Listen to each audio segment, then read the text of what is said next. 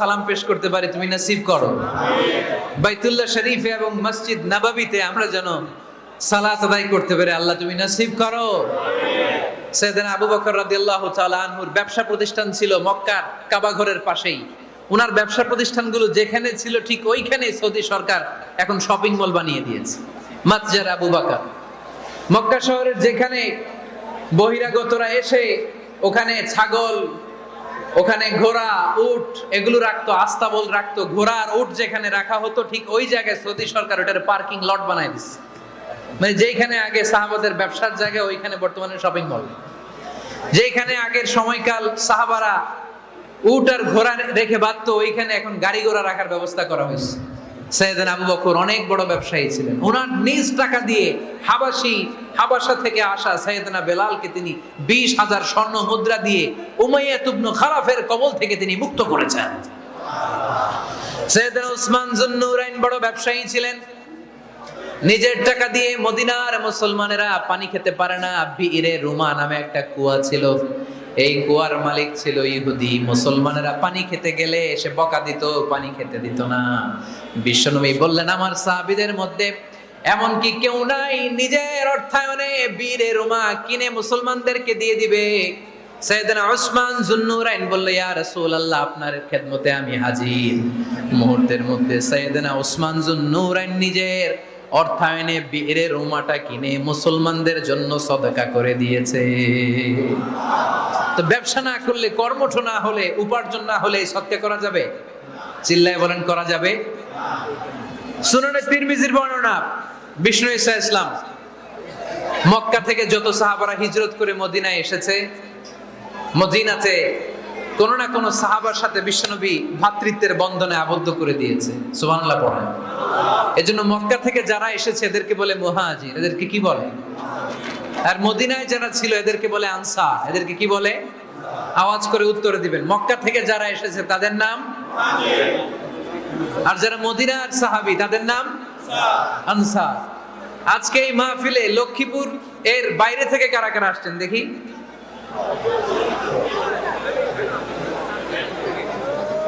মাশাআল্লাহ, মাশাআল্লাহ, অনেক আসছে। আল্লাহ ভাইদেরকে তুমি কবুল করো, হাত নামান। এই যে লক্ষ্মীপুরের বাইরে থেকে যে ভাইরা আসছে তারা লক্ষ্মীপুরের মেহমান, ঠিক কিনা? মক্কা থেকে হিজরত করে যে সমস্ত সাহাবারা এসেছিল তারা ছিল মদিনার মেহমান। বিশ্বনবী এক এক মক্কার সাহাবীকে মদিনার এক এক সাহাবীর সাথে ভ্রাতৃত্বের বন্ধনে আবদ্ধ করে দিলেন। আব্দুর রহমান ইবনে আউফ রাদিয়াল্লাহু তাআলা আনহু, ওনার সাথে ভ্রাতৃত্বের বন্ধনে যে সাহাবীকে বিশ্বনবী আবদ্ধ করে দিলেন ওনার নাম হচ্ছে সাআদ ইবনে রাবিয়া। কি নাম? মদিনার অনেক বড় ব্যবসায়ী। বিশ্বনবী বললেন, ও আব্দুর রহমান ইবনে আউফ, সম্পদ ছেড়ে দিয়ে, পরিবার ছেড়ে দিয়ে, স্থাবর সব ছেড়ে দিয়ে আল্লাহ রাসূলের ভালোবাসায় মক্কা থেকে মদিনায় এসেছো। মদিনায় তোমার চিন্তা নাই, সাদ ইবনে রবিকে আমি তোমার ভাই বানিয়ে দিলাম। সাদ ইবনে রবি তোমার আপন ভাইয়ের মতো।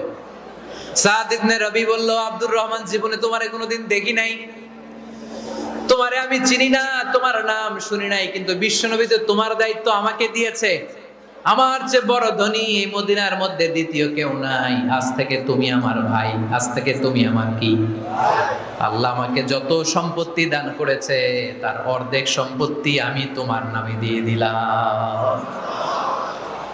ও আব্দুর রহমান ইবনে আউফ, শুধু তাই নয়, রব্বুল আলামিন আমাকে 2 জন স্ত্রী দিয়েছে। কয়জন? তুমি দেখো আমার কোন স্ত্রীকে তোমার বেশি ভালো লাগে, যার নাম তুমি বলবে সাথে সাথে আমি তারে তালাক দিয়ে দিব। তার ইদ্দত পালন শেষে তুমি তাকে বিয়ে করে তোমার সাথে নিয়ে যাবা। সুবহানাল্লাহ পড়ে। কারণ বিশ্বনবী তোমার দায়িত্ব আমার কাছে দিয়েছে, তুমি আমার ভাই। আমি মদিনার সবচেয়ে বড় ধনী, আমার অর্ধেক সম্পদ আমি তোমারে দিয়ে দিব। আমার 2 স্ত্রীর 1 স্ত্রীকে তোমারে দিয়ে দিব। সাইয়েদনা আব্দুর রহমান ইবনে আউফ এই কথা শুনে অবাক হলেন। অবাক হয়ে উনিও এক অবাক কথা বললেন। উনি বললেন, লা হাজাতা লি ফি ইয়া আখি, ও আমার প্রাণের ভাই, তোমার কথা শুনে আমার হৃদয়টা ভরে গিয়েছে, কিন্তু তোমার সম্পদেরও দরকার আমার নাই, তোমার স্ত্রীরও দরকার আমার নাই। বারাকাল্লাহু ফি মালিক ওয়া লি আহলিক, আল্লাহ তোমার মালেও বরকত দেখ, তোমার সম্পদেও বরকত দেখ। তুমি শুধু একটু কষ্ট করবা। কি কষ্ট? দুল্লালি আলা সুক, show me the way to the market. তুমি মদিনায় কোনো মার্কেট আছে কিনা, শপিং মল আছে কিনা, ব্যবসা প্রতিষ্ঠান আছে কিনা আমার দেখায় দাও। সুবহানাল্লাহ পড়ো। আমরা হইলে কি করতাম? লক্ষ্মীপুরে যারা আসছে এদের একজনের যদি বলা হয় ভাই আপনি এখন থেকে লক্ষ্মীপুরের ভাই, আমার অর্ধেক সম্পদ আপনারা দিয়ে দেব, কি করবে? পায়ের উপর পা তুলে খাবে আর বলবে কি আনন্দ আকাশে বাতাসে, ঠিক কিনা? এরপর যদি বলি ভাই আমার দুই বউ যেটারে সুন্দর লাগে বলেন তালাক দিয়ে দেই, নিয়ে যান, কি বলবে? কি আনন্দ আকাশে বাতাস।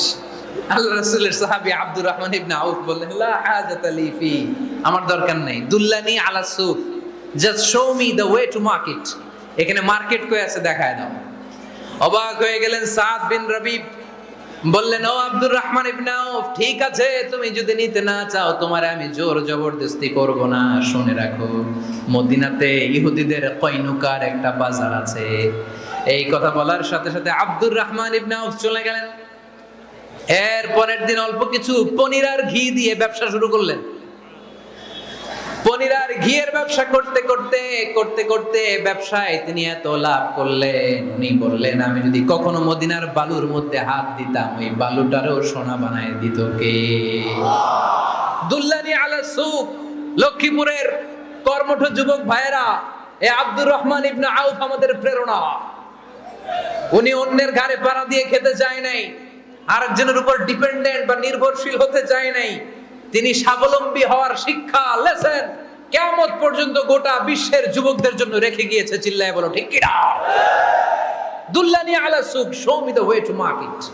মার্কেট কোথায় দেখাও। পনির আর ঘি নিয়ে ব্যবসা করতে করতে কয়েক মাসের ব্যবধানে ইতিহাস সাক্ষী সাইয়েদনা আব্দুর রহমান ইবনে আউফ মদিনার বিশাল বড় বিজনেস ম্যাগনেটে পরিণত হয়ে গেলেন। চিল্লায় পড়েন আল্লাহু আকবার।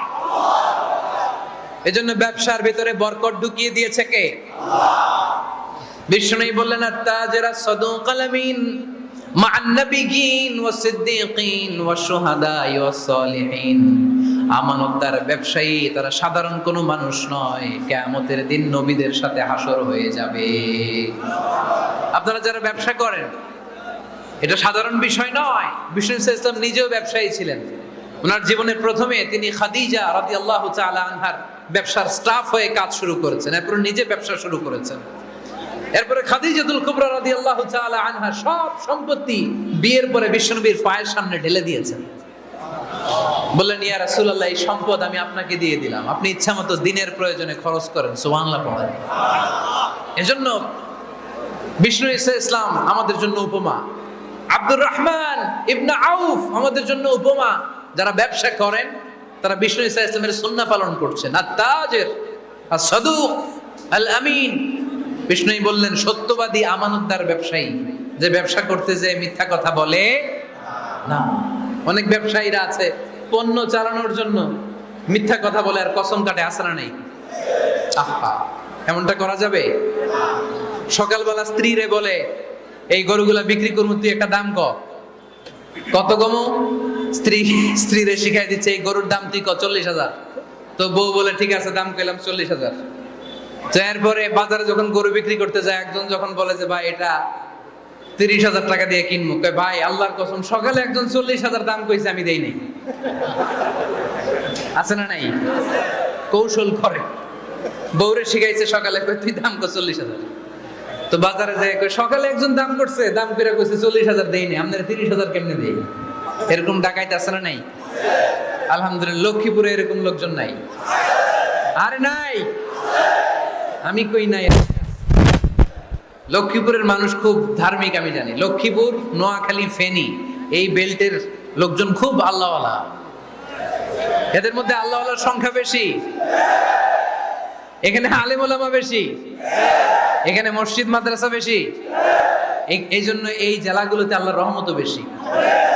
আল্লাহ তুমি এই জেলার ছেলেবেলাদেরকে, এই জেলার লোকদেরকে তুমি কবুল করো, মা বোনদেরকে তুমি কবুল করো। সম্মানিত ভাইয়েরা, এজন্য আজকের মাহফিল থেকে আমরা যেটা শিখলাম সেটা হচ্ছে পরিশ্রমে কোনো লজ্জা আছে? আমরা কাজ করে খাবো, ঠিক কিনা? Never under estimate any job.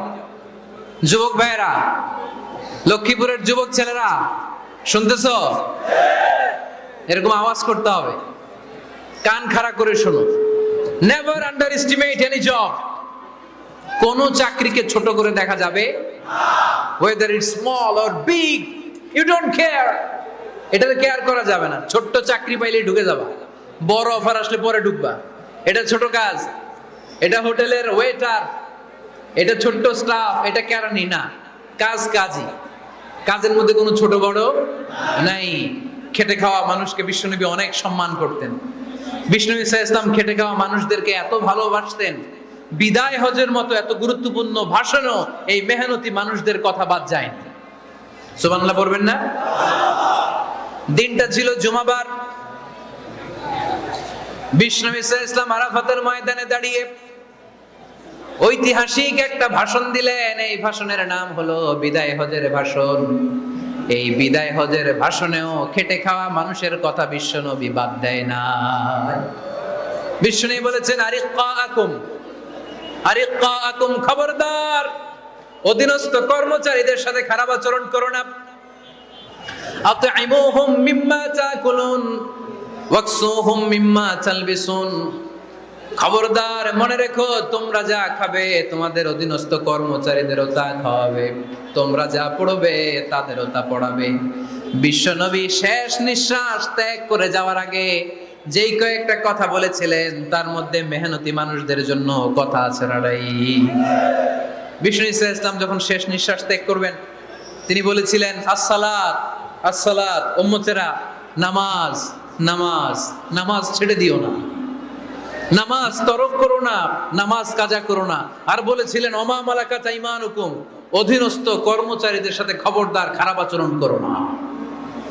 যারা কর্মচারীদের সাথে খারাপ আচরণ করে, যারা মানুষের কাছ থেকে শ্রম নিয়ে কাজ করিয়ে টাকা দেয় না, কিয়ামতের দিন তাদের বিরুদ্ধে মামলা দায়ের করবে কে?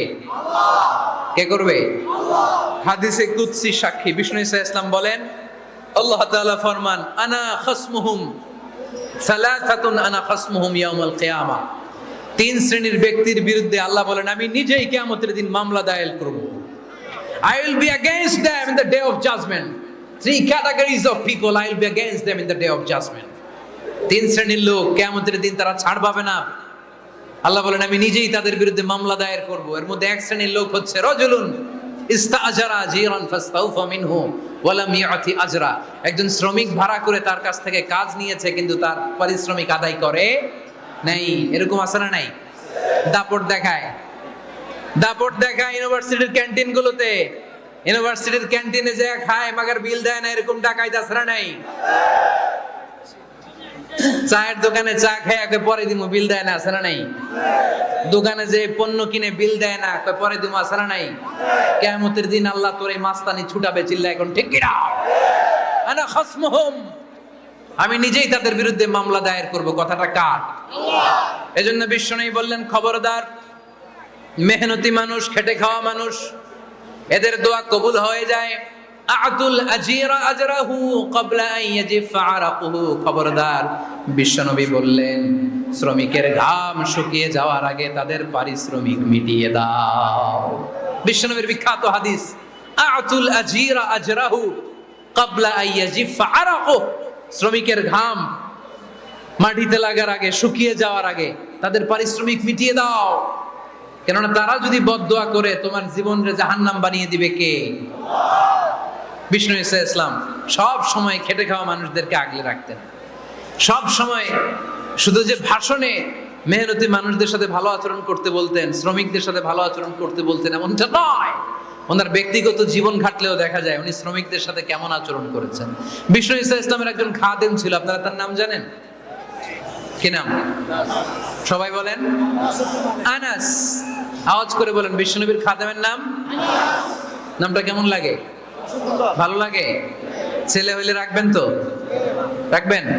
অনেকে আমারে জিজ্ঞেস করে যে আমার একটা ছেলের নাম বলে দেন। এই এলাকার যদি কারো সম্ভাব্য আগন্তুক 2-1 মাস পরেই ছেলে পৃথিবীতে আসবে, এর নাম রাখবেন আনাস। নাম কি রাখবেন? খাদিমু রাসূলিল্লাহ, আল্লাহ রাসূল সাল্লাল্লাহু আলাইহি ওয়াসাল্লামের খাদেম। এই খাদেমের কাছ থেকে একটু শুনেন ওনার মালিক কেমন ছিল। শুনবেন নাকি কষ্ট হচ্ছে? সম্মানিত ভাইয়েরা খেয়াল রাখবেন, কোন পীর সাহেবের ব্যাপারে যদি আপনি রিপোর্ট চান, পীর সাহেবের বউয়ের কাছ থেকে শুনবেন। কথা কয় না।